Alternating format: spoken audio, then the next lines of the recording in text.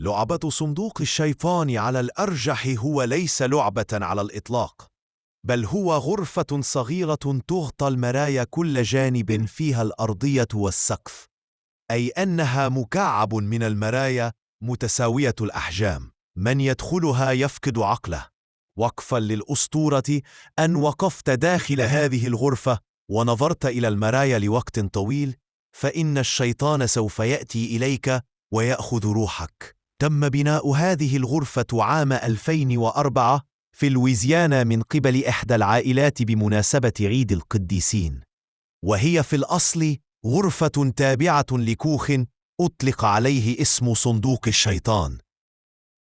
واستوحيت فكرة هذه الغرفة عن الأسطورة القديمة التي تقول أنه بالإمكان تحضير أرواح من نفس الحجم ووضعها بشكل مكعب والبقاء داخلها، وبعد مرور بعض الوقت سوف يسمع الجالس داخلها أصوات غريبة قادمة من المرايا.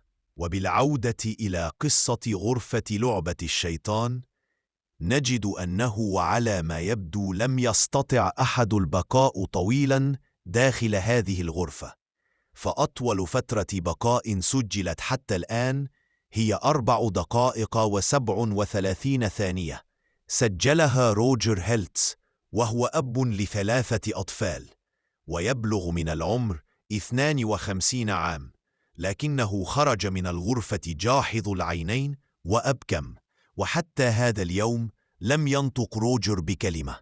هناك أيضا امرأة حاولت البقاء داخل الغرفة، لكنها أصيبت بأزمة قلبية بعد دخولها الغرفة ب90 ثانية فقط. قصة أخرى تقول أن صبي يبلغ من العمر 17 عام خرج من الغرفة مصابة بحالة هستيرية وأخذ يركل ويصرخ، وبعدها أمرت السلطات أسرة سوير مالكة الأرض والكوخ بإغلاق المكان.